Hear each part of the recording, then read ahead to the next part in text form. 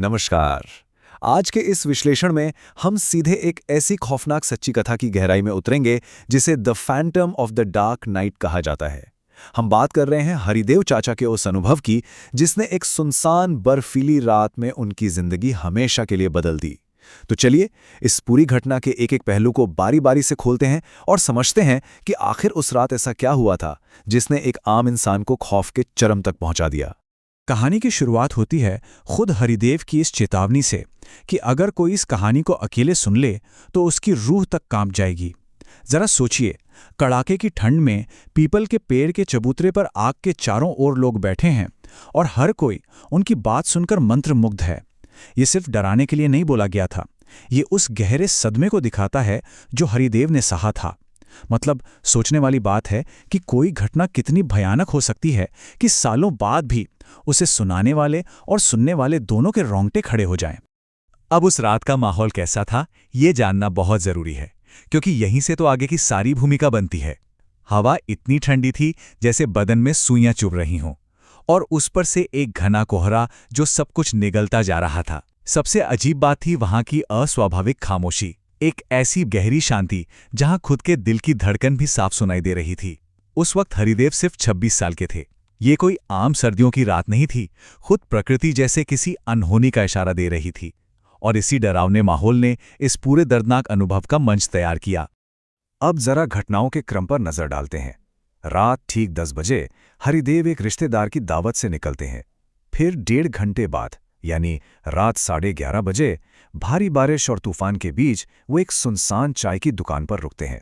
ठीक 12 बजे वो एक घने जंगल के शॉर्टकट की तरफ मुड़ जाते हैं और फिर रात 1 बजे वो एक ऐसे घर के सामने पहुंचते हैं जिसका वहां होना बिल्कुल असंभव था। इस कालक्रम को ध्यान से देखिए, कैसे हर गुजरता घंटा हरिदेव को सुरक्षा से दूर और एक गहरे अकेले खतरे की तरफ धकेल रहा है। तो अब आते हैं उस भारी बारिश और सुनसान चाय की दुकान पर। वहां आखिर हुआ क्या? शुरुआत में एक बेबस और डरी हुई बूढ़ी औरत वहां आती है जो पुरानी कोठी तक जाने के लिए मदद मांगती है। कोई भी साधारण इंसान ऐसी स्थिति में मदद के लिए तैयार हो जाएगा, पर यहीं से मौत की तरफ ले जाने वाली वो सलाह शुरू होती है। जब हरिदेव बताते हैं कि उन्हें शिवपुर पुल से जाना है तो वो औरत कहती है कि वो पुल तो डूब गया होगा, और इस तरह वो उन्हें एक छोटे जंगली रास्ते की तरफ भेज देती है। ये साफ दिखाता है कि कैसे उस अनजान महिला ने बेबसी और रास्तों की झूठी जानकारी का इस्तेमाल करके हरिदेव को अपने जाल में फंसा लिया। जैसे जैसे वो दोनों उस घने घुप अंधेरे जंगल में आगे बढ़े, कुछ ऐसा हुआ जिसने हरिदेव के सर्वाइवल इंस्टिंक्ट्स को पूरी तरह झकझोर कर रख दिया। यहाँ एक बहुत ही खौफनाक सवाल पैदा होता है। सूखे पत्तों से भरे उस जंगल में उस औरत के कदमों की कोई भी आवाज क्यों नहीं आ रही थी? स्रोत बताते हैं कि ये खामोशी इतनी अस्वाभाविक थी कि हरिदेव के पूरे बदन में एक सिहरन दौड़ गई। जब आसपास की दुनिया के सामान्य नियम अचानक काम करना बंद कर दें, जैसे कि चलते हुए पैरों की आवाज ही ना आए, तो ये सबसे बड़ा इशारा था कि जिसके साथ वो चल रहे हैं वो शायद इस दुनिया का हिस्सा है ही नहीं। डर का ये सफर यहीं नहीं रुकता। खौफ का स्तर बड़ी तेजी से बढ़ने लगता है। पहले चरण में तेज हवाओं के बीच जानवरों की आवाजें बदलने लगती हैं, विकृत हो जाती हैं। दूसरा, वो उस घने जंगल के बीच एक अकेले घर तक पहुंचते हैं जहां दूर दूर तक कोई आबादी नहीं थी।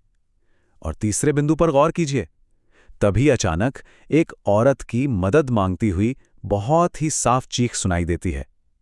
और अंत में सबसे भयानक हिस्सा, अंधेरे में एक लंबी, झुकी हुई और अमानवीय परछाई का तेजी से सरकते हुए दिखना। ये चारों चरण साबित करते हैं कि कैसे एक आम सी यात्रा धीरे धीरे एक भयानक सपने में तब्दील हो गई। उस अजीब सी परछाई और उस असंभव घर के सामने खड़े होकर हरिदेव पूरी तरह से सुन्न पड़ गए थे। कदम अपनी जगह पर जम गए थे।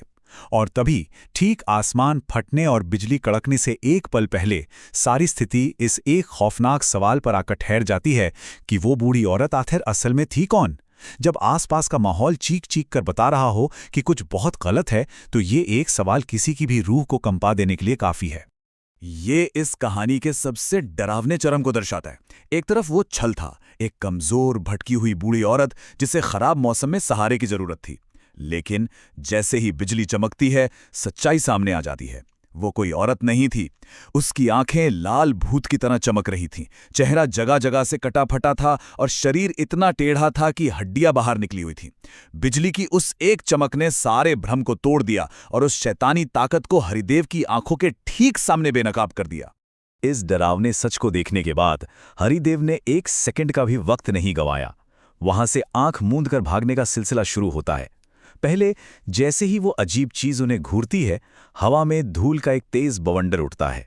फिर बिना पीछे मुड़े हरिदेव उस अंधेरे में अपनी पूरी ताकत से दौड़ पड़ते हैं। कंटीली झाड़ियां, पेड़ और वो बर्फीली बारिश उनके शरीर को छीलते जा रहे थे, पर वो रुके नहीं। और आखिरकार भागते भागते जंगल खत्म होता है और वो पास के एक गांव की सीमा में पहुंचकर सुरक्षित गिर पड़ते हैं। ये बिल्कुल वही स्थिति है जहां जान बचाने के लिए इंसानी शरीर अपनी आखिरी हद को भी पार कर जाता है। अब कहानी में एक और गजब का मोड़ आता है। जब हरिदेव उस गांव में पहुंचे तो वहां आग ताप रहे लोगों ने एक ऐसा काला सच उजागर किया जिसने इस पूरी घटना को और भी खौफनाक बना दिया। पता चला कि सालों पहले एक भयानक तूफान में उस जंगल वाले घर पर एक भारी पेड़ गिर गया था। उसमें वही बूढ़ी औरत अकेली रहती थी और वो उसी वक्त दबकर मर चुकी थी। इसका मतलब हरिदेव जिस औरत के पीछे पीछे घने जंगल में मीलों तक चलते गए थे, वो असल में सालों पहले ही इस दुनिया से जा चुकी थी। ये रहस्य इस बात की पूरी पुष्टि कर देता है कि उस रात हरिदेव का सामना किसी इंसान से नहीं बल्कि किसी पारलौकिक शक्ति से ही हुआ था। तो इस घटना के बाद हरिदेव आने वाली पीढ़ियों के लिए जान बचाने वाले कुछ बहुत ही जरूरी नियम छोड़कर जाते हैं। पहला, रात के वक्त घर जल्दी पहुंचने के चक्कर में कभी भी अनजान रास्ते या शॉर्टकट ना चुनें। दूसरा, बिल्कुल सुनसान और अकेले इलाकों में अगर कोई अनजान इंसान मदद मांगता है तो वहां बहुत ज्यादा सतर्क रहें। और तीसरा, सबसे अहम नियम, जब आसपास का माहौल कुछ अजीब लगे, जैसे कि कदमों की आवाज ही ना सुनाई देना, तब हमेशा अपनी गट फीलिंग यानी अंतरात्मा की आवाज पर भरोसा करें। ये सिर्फ नियम नहीं है, ये वो भारी कीमत है जो हरिदेव ने लगभग अपनी जान दांव पर लगाकर सीखी थी। और इस पूरे विश्लेषण को समेटते हुए हम एक बहुत ही गहरे विचार पर आकर रुकते हैं। मान लीजिए कि अलाव की आग बुझने वाली है और ठंडी हवा फिर से रास्ता ढूंढ रही है, तो ये आखिरी पड़ाव हम सबके लिए एक सवाल छोड़ जाता है। जब रात के उस घने अंधेरे में कोई अनजान शख्स मदद के लिए हाथ बढ़ाता है, तो क्या कभी पूरी तरह से ये तय किया जा सकता है कि वो एक इंसान ही है? हरिदेव का ये तजुर्बा हमें याद दिलाता है कि जिस दुनिया को हम जानते हैं, उसके ठीक दूसरे छोर पर कुछ ऐसा भी छिपा हो सकता है जो इंसानी समझ से बिल्कुल परे है। आज की इस चर्चा में बस इतना ही। सुरक्षित रहें और अपने आसपास के माहौल को हमेशा ध्यान से समझने की कोशिश करें।